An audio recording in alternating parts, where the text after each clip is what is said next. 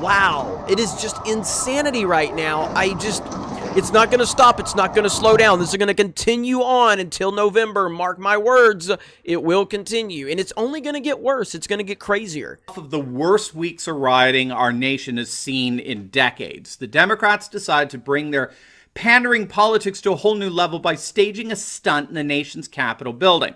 Now, just before they had a press conference announcing a series of police reforms in response to the death of George Floyd at the hands of a Minneapolis police officer, they kneeled for nearly 9 minutes in a moment of silence. Well, most of them kneeled. Jerry Nadler has a little problem with kneeling, so he stood. He stood in silence for nearly 9 minutes. And again, to make sure that the pandering was complete, they all adorned themselves with African kente cloth scarves. Now, what precisely African kente cloth scarves has to do with anything here is not quite clear outside of a further pandering to distinctively Black Lives Matter version of identity politics. But alas, it did not go unnoticed on social media, and the stunt as a whole was brutally mocked. One person tweeted out what I think is the rather obvious stares in cultural appropriation. Here's another one. Okay, for your visual entertainment, here is the Pandering Pelosi Actors Guild with their rendition of We Care About the Black Community featuring their hit song, We'll Love You Till November. So true. David Limbaugh, the brother of Rush Limbaugh, he tweeted out, so good.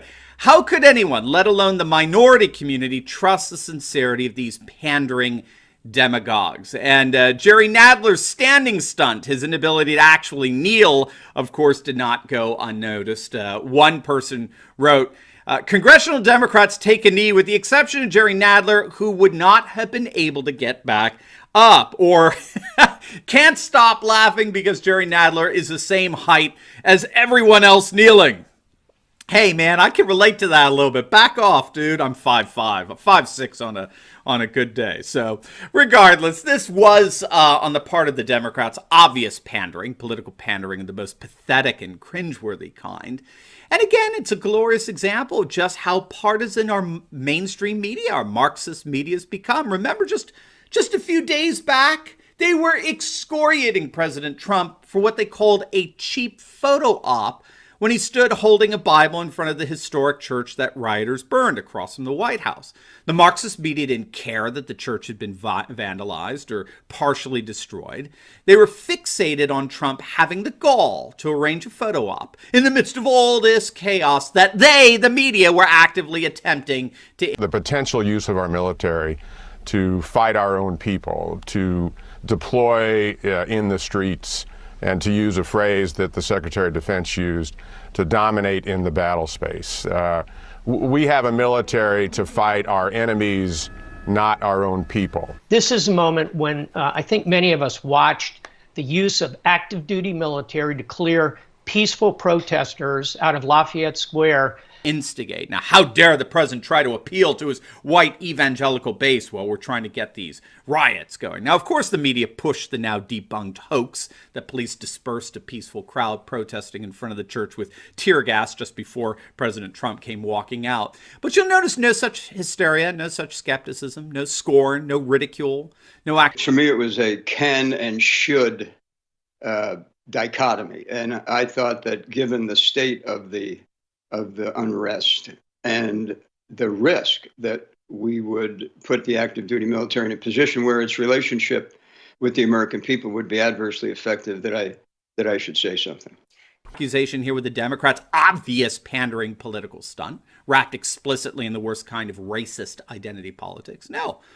As far as the cultural Marxists of the media are concerned, what they did was great. Okay? Indeed, it was noble. What Nancy Pelosi and Jabba the Hutt Nadler did is so noble. It is upright. It is upstanding, even though, of course, they had a hard time standing, which is rather symbolic of the Democrats, if you think about it. So what's going on here? What are the Democrats doing here besides committing political suicide? Well, make no mistake, what the Democrats are doing is they are actively attempting to pander to the black voting constituency, which has been the single most reliable voting constituency of the Democratic Party over the last several decades, since the 1960s, as I understand it. The problem for the Democrats in 2020 is that polls are showing that blacks are ready to defect from the Democrats like never before. Now, last week we did a video on the latest Rasmussen poll that showed 40% of black voters, likely voters, approved of President Trump's job performance, which is an astonishingly high number. And these numbers corroborate other Rasmussen polls in the past that found comparable support for Trump. One poll last year placed the president's approval rating among black Americans at 36%. A previous poll to that found that 31% of blacks approved of Trump's performance, which again is an astonishing number among a constituency that votes 95% Democrat. In fact, Rasmussen found for last year, 2019, Trump's approval rating among blacks continued to rise, no doubt to the excellent economy. And I like the fact that he cares about this country. He loves this country. He does not hate blacks. He does not hate illegals. He just wants them to do it correctly and legally. African American supporters of President Trump came from as far as New York and Florida to show their support for a new initiative called Black Voters for Trump. They see in Trump a president who has lifted their fortunes with a strong economy and released many imprisoned African Americans with a prison reform program. The president told them Democrats have failed them and that they need to break their historic loyalty to the party. It's amazing that you've stayed so long, to be honest. It almost becomes a habit, right? It's a habit. Like it's, oh, we vote for a Democrat. Nobody knows why they vote for a Democrat. Look, if they don't do the job, you switch. Yeah, there's three major things that the president needs to do. First thing, this is non-negotiable. Prison reform has to get done. We cannot have just verbiage or rhetoric alone. We have to get this done, have to get it handled. African American people need relief from policies that were implemented from Bill Clinton and the 1994 crime bill. I mean, those things need to be reversed. We need to support black leaders who are going out, going into the community, wanting to be political activists or people who are going to run for office at some point. Someone like John James, who is a tremendous candidate. We have to promote those. And the president, he has to be strong in his rhetoric and support for grassroots organizations like Blexit, organizations like what we had at Turning Point USA. We don't have much time, but what does Blexit mean? Okay. What does it mean? It's simply, it's the black exit from the Democratic Party. It's an opportunity for young African American people who are sick and tired of the Democrats failing them time and time again. We're going to exit. And not only are we going to exit the Democrats. To the excellent economy and job growth numbers. And it's not just Rasmussen that's been noticing this surge in support for Trump among African Americans. An Emerson poll a few months back found Trump's support among blacks to be at 35%, as well as 38% among Hispanics. A Morris poll found Trump's approval around the same time to be at 33% among blacks. And even a CNN poll at the time had Trump's approval among non-white voters at 26%. Keep in mind this, too, from the NAACP's own poll in August that showed Trump's approval rating at 21% among blacks. Needless to say, a number of articles have been written pointing to the fact that the Democrats are underperforming with the black vote as of 2020. A recent survey found that more than half of black voters feel that the Democrats are not paying close enough attention to the black community. Make no mistake, this is what is behind the Democrats' antics, their political antics of late. This is why the Democrats are bending over backwards for these rioters and protesters in response to the whole George Floyd tragedy. They're pandering because they're seeing one of their single most loyal constituencies actually becoming attracted to President Trump's America First agenda, of which they have been one of the major beneficiaries. Black unemployment under Trump prior to the pandemic had been at the lowest level ever recorded.